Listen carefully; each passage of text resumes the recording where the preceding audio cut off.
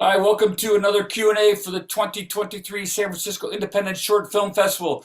We've got another great Q&A here with the filmmakers from Resiliency and Relationships. Is that right? Yes. Right on. Welcome, filmmakers. How you doing? Hi, Hiya. guys. Where are some of you calling in from? Hey, Megan, where are you calling from? The Lillian Um, team, Megan, and what's the other person? Marcus, I'm calling in from Edinburgh, Scotland, Whoa. and Marcus is in LA. You have the longest flight. I have the longest flight. Yeah, it is the end of the day here But on Monday. a great town. I love that city. I've been there. Yeah, it's great. Welcome. Matt, Thank how you. about you? Where are you from? I'm from Baltimore, Maryland, and Oh, currently in Baltimore, Maryland. nice. Another good city. Mira, how about you? I'm right here in the Bay Area. I'll be there in person for the screening. Excellent. Oh, so great to see you. Hey, real quick, actually, I'm going to change this up. Mira, I'll start with you. Tell me where you're calling from and your role in the film you're associated with. Yeah, sure. So I'm calling from San Francisco. My film is A Suit We Wear, and I'm the writer-director. Great, thanks. Matt, back to you. Same Back to question. me. Safe Space is the name of our film, and I am the director and created the film with my writing partner, Jeff Collins, who is celebrating Canadian Thanksgiving today and can't join us. Great, good to have you. Megan. And weirdly not Canadian, but yeah. I I'm Megan. I co-wrote Lillian, produced it and acted in it. Marcus? Yeah, I'm Marcus. I was the director producer of Lillian. Great, thank you. Nathan, you're next on my screen. Introduce yourself. Hey, I'm Nathan Israelov. I'm actually in Los Angeles, and I'm the EP, writer, director, and editor of Good Vibrations. Excellent, good to have you. Nathan, you're next, please. Hi, I'm Nathan. I'm based in South Bay area, so I will be at the screening as well. And I am writer director of Caviar. Excellent. And last but not least, Mitra. Hi, I'm joining you guys from the Bay Area as well. I'm just 20 minutes south of San Francisco, and I wrote and directed Good Egg. Fantastic. And Mitra, since I ended on you on that one, go ahead and tell us how your film came to be. What was the inspiration for it? Yeah, it's based on my true story for the most part. And I just one day when I was going through all my struggles, I was like in my bedroom and I started writing the script because of how absurd it all seemed to be going through this medical issue while keeping it a secret and isolating yourself and everything. So I just wrote it in one day and I reached out to my coworkers and I said, who wants to produce this? And my manager said, I will. And we started working on it together. And a year later, we had a film. Wow. Nathan, how about you? What was your inspiration? So I always enjoy rom-coms. I shamelessly love Notting Hill. But the last film I made was this really heavy drama, and my producer told me she wouldn't do another film with me if the next one wasn't a comedy. So Why not? It was just too serious, too much, too heavy. It's not. I'm not even going to bring it up. It was real heavy. It won awards, but it was just real heavy. Yeah, well, this one was definitely light and fun, and your actors are wonderful. Thank you. Yeah, Matt, how about you? Another light and fun film. What was the inspiration? Ironically, it was sort of based on a prompt that I sent Jeff, my writing partner. I was working on an ad on this sort of sci-fi feeling set, and I was like, "Hey, we've got this great set. You should write something." And I gave him like 3 descriptors, and 24 hours later, he sent the script back. But unlike Mitra's experience, it took us well over a year to actually make it on a totally different set, and the script completely changed. But that was the catalyst. Wow. So a location being available, a set being available was kind of the catalyst, the spark. It was, and then I kind of fell in love with the script, but the set was long gone, and we just rebuilt it and started over. Very cool. Lillian team, I'll start with Marcus. How pandemic, COVID, how did the inspiration come from? I mean, honestly, Megan wrote it, but just from experience, man. COVID hit and it lasted for longer than we expected, So I think that's where inspiration came from. We still don't know. I still don't know what to do in life, So I Yeah. owe that to COVID. Thank you. Yeah. Yeah. Megan, you want to also chime in here? Yeah, I think the idea hit me just deep in COVID of like, what could you shoot and not have anyone interact at all? And it was, yeah, would go for my daily walk scream next to a parking lot, and I was like, oh, well, here's a location. It would be amazing to you just have your actors in the car and your camera team's far away, and but a year and a half later, when we could actually interact with human beings and the script had actually been written, it became a different thing. But it just became about what all of us experienced in pandemic of just being stuck in containers and not able to connect, and what does that mean? Yeah. And we shot it alongside our other short, Eulogy. We did the same crew, one same cast member, all in one weekend in LA when it was 97 degrees. So it was a hell of a weekend. But Eulogy is also in this festival, so thank you for having both of our films. Well, worth it. Yeah, they're fun films. Nathan, also, same question. The inspiration, where did it come from? Who thought of it? So essentially, I kind of just like whenever I like make stuff, I like to like make a big mess. So I wanted to do something that was like kind of crazy and like weird. And I always like the idea of like inanimate objects like coming to life. So I kind of like combined that with the fish, and then I birthed caviar. Crazy. Yeah. Mira, last but not least, what was the inspiration? How did your film start? Yeah, so it was also made during the pandemic, but I was in New Zealand, so everything was open, visiting my family. But the inspiration for the film was an essay that my cousin had written about her experience embracing her identity growing up in Orinda, and yeah, embracing her identity as a lesbian who's also South Asian. And in her essay, she had a lot of points about her interpersonal relationships that I just really gravitated towards. She asked me to edit it. So we just were discussing this essay so much. I was like, hey, what do you think about turning this into a short film or using it as inspiration? And so why did you say yes? Why did you do it? Just because they're family? Oh, so I was inspired to make the short film based on her essay, and we're really, really close. So I was excited to edit her essay, and yeah, it just like sparked this idea of a mother-daughter relationship that's very similar to her relationship to her mom and my relationship to my mom, but can still have complexities and misunderstandings. Yeah, very sweet mother-daughter relationship film for sure. Nathan, why'd you make your film? You have all these choices. What I'm getting at is making films is hard, right? Yeah. So why do you say, you know what, I'm going to go ahead and go forth with this script, this story? Why is it worth it? So like 15 years ago, I wrote a feature that was about a girl kind of going through a list of her breakups, kind of a high fidelity-ish type of thing. I wrote it 15 years ago. It was I kind of wanted to revisit it because I liked the humor that I had in it, and I liked the characters themselves. So this is a little bit of a proof of concept for something that's going to come.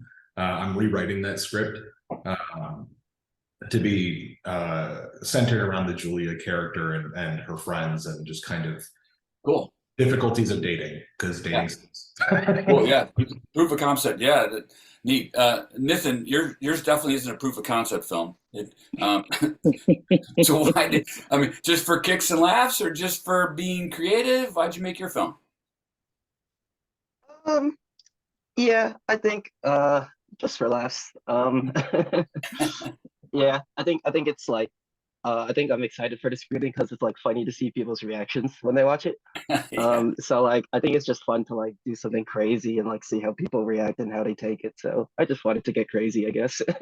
Yeah. Well, we make things as creators, as filmmakers, to be, express ourselves, or just for entertainment purposes, or for messaging themes, to get a word out, stuff like that. And they're all worthy. So it's interesting to hear where you guys, decide to go and put your efforts.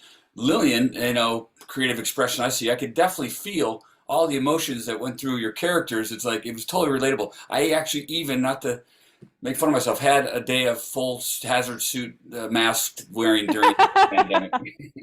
So, why'd you make your film? I'm sorry to hear you had to wear the hazard suit. But that was the first couple days of the pandemic where you're just like, what? You know, you go to Whole Foods. What do you do? With blue gloves on. Yeah, exactly. And it was fun to play with like the absolute extremes of that, and like what would that character have around his house. And it was like, well, he would have swimming goggles, you know, like it was just like what are the weird things we had that in hindsight were, you know, very fortunate and able to laugh about.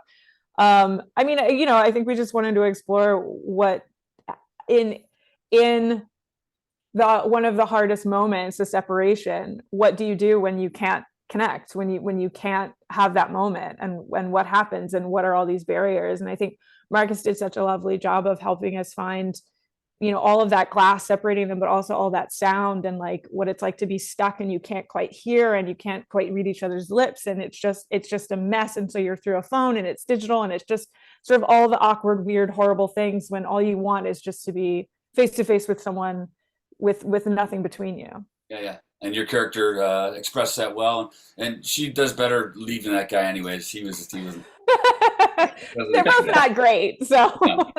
So that was a good breakup. Mitra, why did you choose to put the efforts into making your movie? Everywhere I turned, like in the media or even in my own life, I just didn't see any representation of this kind of struggle. It felt very kind of almost like undercover, like, oh yeah, but anybody I spoke to went through it. You know, I could see everyone around me the moment I opened up about it. You know, I already knew a couple of my friends who went through it, but people would say, oh yeah, my sister did it. Oh yeah, I'm going to do it. Oh, I'm going to freeze my eggs. I'm like, wow, all these people are doing this. It's literally, I can tell you 20 people in my circle who's doing this. And it's just like, wow, nobody talks about it. And even on the media, if I do come across it, it's usually like the weird villain who's doing it because she probably deserved it. And it's just like, that is so bizarre. I mean, that's such a human experience. Why do you think it is so secretive, if you will? I just think women are chastised for everything, including being women, right. and including things that are basically you're supposed to be able to do. Right. And and you have to be like young and pretty and thin and super fertile until you're 50. And it's just like, there's so many things that are so like, you have to be able to do them. Otherwise you're less of a woman. And that's just like the social messaging we get. Yeah. And around so many, I mean, it's just like, it's insidious. And even when you go through it, even like when you go to, for example, the doctor and you're like, oh, I think there's a problem, we're not able to have a baby. They don't even test the guy. They're like, oh, he's probably fine. You know, you should go through all these tests. And then there's so many cases. There's just like, oh, it was the guy. But, you know, it's just like, you have to jump through a bunch of hoops to like get them to test at all, you know, because how dare we even suggest that, you know? So I just felt like this, I'd never see that in the media. And I just always feel like, what is this shame? Where is this shame coming from? And even as person who was going through it, I was like, oh my God, I feel like it is like a dark mark on my life. It's just like such a bizarre thing. So then I was like, okay, but there's something funny about me trying to like pop like 15 pills that I saw on Instagram. And overall, like my sensibility is not necessarily like super dark.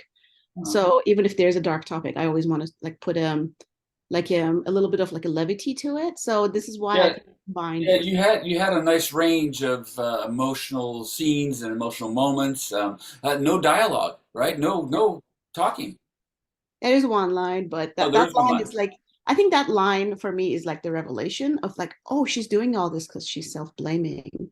Why? You know, and it's just like such a weird thing. It's like, not only you have to like inject yourself with 1 billion medicines, you also are thinking because it's your fault. It's just like it was interesting for me to like explore it. And I come from an animation background, so normally we try not to do a lot of dialogue anyway. So it kind of helped that case. It's like the only dialogue is like the. I agree. I like that approach, and your choice of actress was fantastic too. You know, she's amazing. Yeah, all the actors in your films are amazing. Matt, talk about your casting and acting. Wonderful performances by your two people. A little different than Mitra in that there is not a second that does not have dialogue. um, yeah, I mean, as I work in the advertising world, so like the reason that I make these short films is so that I can just sort of slow it down, shoot at my own pace, let things breathe, and not have 19 people telling me how to do my job. You know, Yeah. Oddly, Jeff and I, my writing partner, met through advertising. But he's such a great writer, and sort of every word that he puts on the page just sort of advances the story, which I think is amazing. And for as a director, it gets kind of easy, right? So you find the right cast and you have the right words, and you give them a, pardon the pun, safe space to work. Mhm. And just sort of get to sit back and watch it happen. Oddly, the film actually started off as like a lockdown relationship film, Ah, and as time progressed, we sort of shifted gears, and AI was all the buzz, and we were just looking for some kind of relevant hook, and it actually played in nicely to our last film, which was sort of tech love based. um, so as I mentioned, the script sort of shifted gears throughout the process. But yeah, I mean, a single location, two great actors, and great writing, and made my job easy. So yeah. Megan and Marcus too. Single location. Your acting, Megan, is wonderful. So is the guy. Thank you. And a little bit difficult during being in two separate cars, if you will, and not really being a normal situation. But well done. Thank, Thanks. thank you. Thanks. Yeah, And I talk, Marcus. agree. talk Marcus helped about with that. how did you go about directing that? How did you go about casting any of that stuff? Man, the casting was amazing. I mean, I had both my to hop in and fill the role, but man, yeah, it's a hot day in cars, you know. You take the time to shoot one shot, shoot one side, get them inside to cool them off, try and get another, but man, they were troopers, you know. I had a crew of there's three people, you know, Yeah, and everyone's running around doing the thing. Yeah, filmmaking, you know, indie yeah, film. right on. And then Nathan, to my opinion, yours seems like the most dialogue heavy, the most demanding of the films here for the length and amount of words, the amount of script. Talk about it. Yeah. They did great. They have great memories. Thanks. Yeah, no, I love writing dialogue, so everything I write tends to be real dialogue heavy.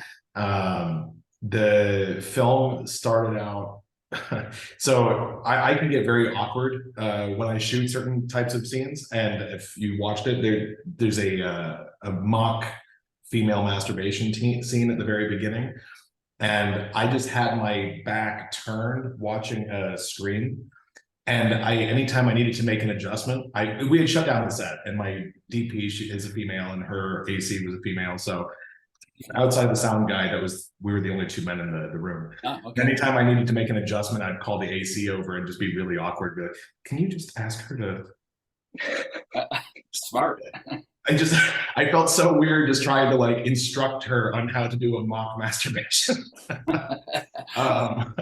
But Well, you captured. I mean, it's hilarious. I think it's super funny. thank you. Yeah. But no, it was a lot of, I think we had 5 or 6 locations on 4-day shoot. Everybody was great. The character Julia, Sophia, she actually petitioned for the role. I wasn't going to cast her at all. And she wrote me personally and was just like, look, the character sounds like something that I went through. I just got out of a 4-year breakup. I'm kind of re-entering the dating pool, and this is where I'm at. And I'd really love a shot to read with the lead. And I was like, okay. So yeah. She makes your movie. She's a pleasure. Oh yeah, she's great. She's a theater actress in Chicago. So we shot everything in Chicago. Yeah. And then maybe next to your film, Mira, maybe the next most dialogue heavy, location heavy. Talk about your challenges. Yeah, and just coming back to the why, it was really important to me to tell this story because there's still so much stigma about being queer in the South Asian community. So I just that was part of what sparked the desire to tell this story, because I knew if my cousin had something like this, it would have been so great for her when she was going through her journey.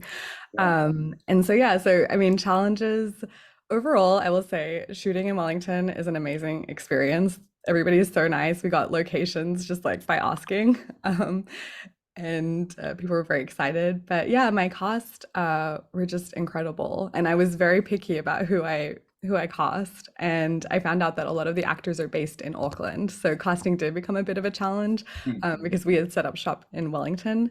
So at first, when I put out my casting call, I wasn't getting any bites for the mother and daughter who are the main characters, and I was like, oh no, I'm gonna have to like change my whole film. And then I learned that a lot of the actors live in Auckland.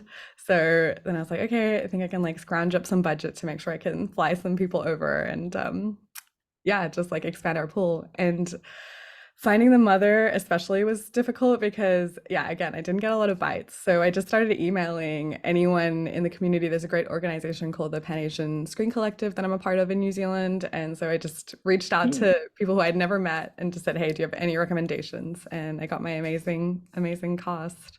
And we just were like a little family. We did rehearsals and just like everybody got along so great.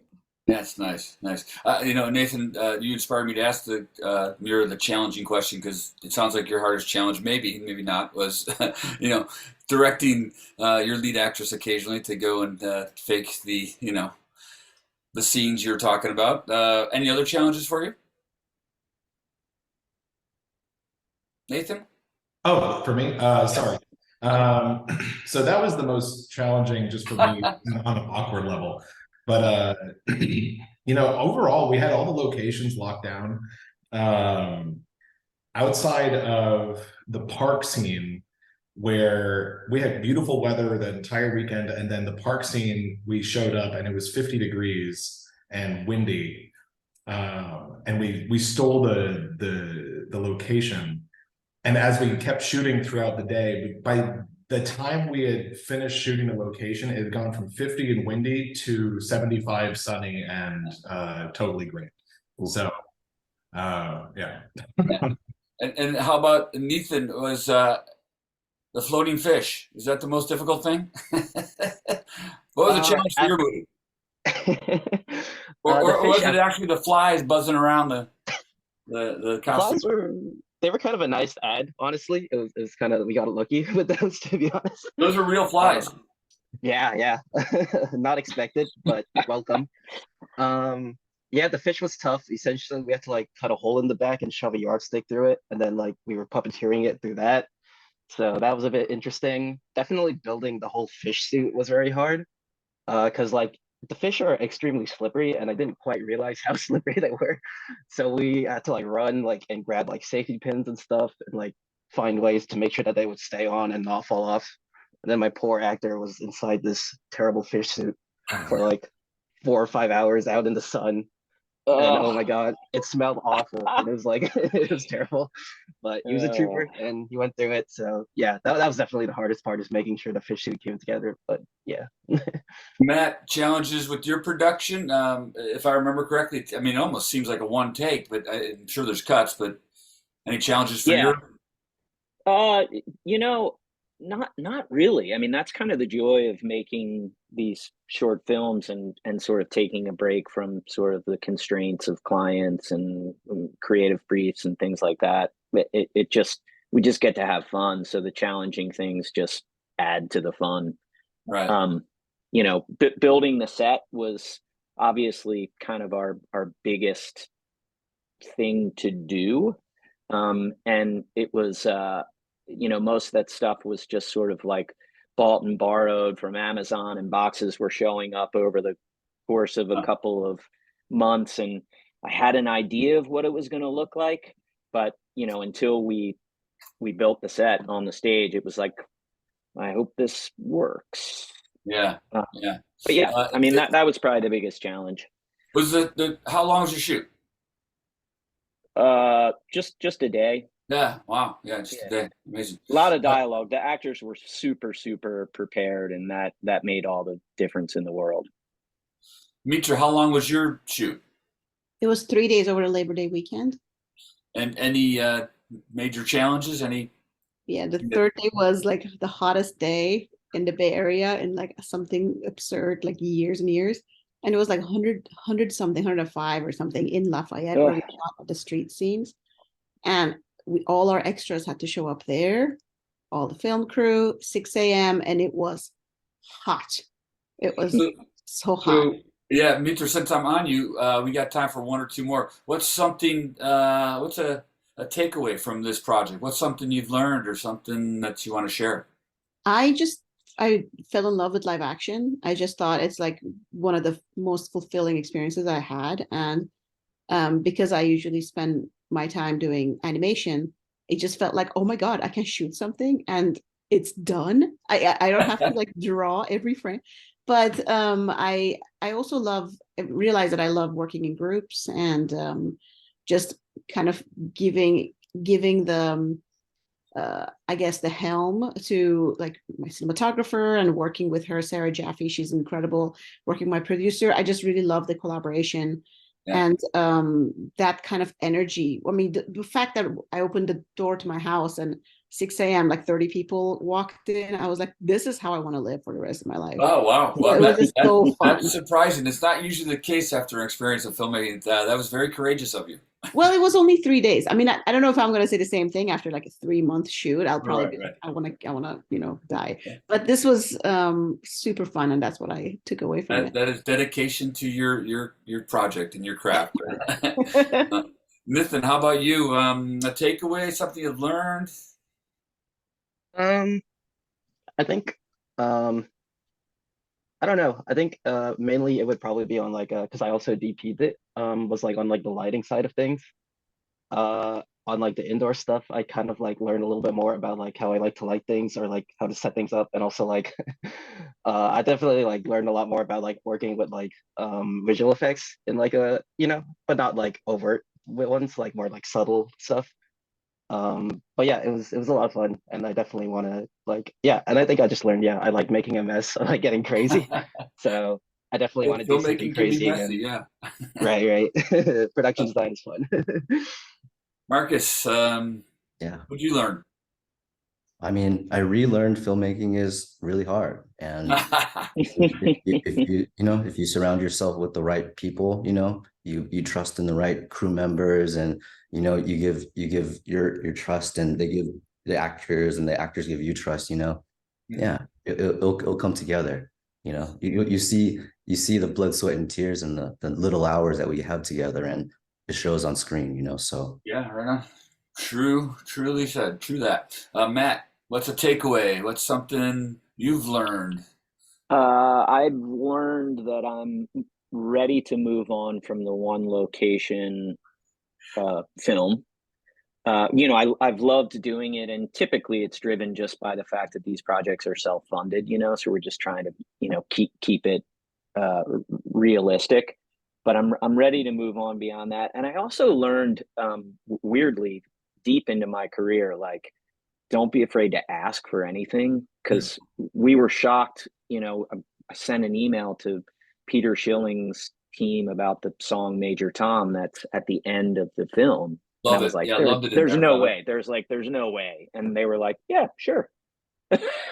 Wow. I mean, we paid them, but Yeah, I remember that too. I don't be remember that. So I afraid to made sure to ask. check your credits. It's like, do they really have permission for this? It's like, yeah, wow. I was Crazy, right? I mean, you would never think that yeah, we just asked nicely and they agreed. Yeah, and you So, also just reminded me. It's like, and so did all of you. Like you need to you relearn. It's like you guys already learned this stuff. It's like you gotta oh sharpen the yeah, saw. Remind yourself. always. Oh, that's the greatest part of filmmaking is, I mean, if you're challenging yourself, you're constantly educating yourself. No two situations are ever the same. So. And last but not least, Megan, I'll end with you. Something you've learned or takeaway from making this movie? So many things. Sort of jumping off what Matt said, just asking for big things, but also that just that you can do it. You know, I like Nathaniel, my writing partner, and I really set a high bar for ourselves by doing 2 shorts in one weekend, and that was a little insane. And I've learned never to do that again. But I also learned just so much through that process of what we're able to do. And these were sort of our easy 1 location, 1 shoot day projects, and just to take bigger swings. These are our first messy pancakes for us as creatives, and we can't wait to keep making more pancakes and hopefully take bigger and bigger swings with each one. Right on. Well, it's a pleasure to meet you guys. It's a pleasure watching your films. Congratulations on making them and getting into our film festival. Thank you. Thank you. Thanks for having Thank us. you. I hope to meet you in person, and that's all the time we have. But keep on doing the things you're doing. Thanks. Appreciate Thank you. Thanks everybody for watching. Thanks. That was another Q&A. Check out more great independent movies and support more independent film at sfindie.com. Bye, everybody.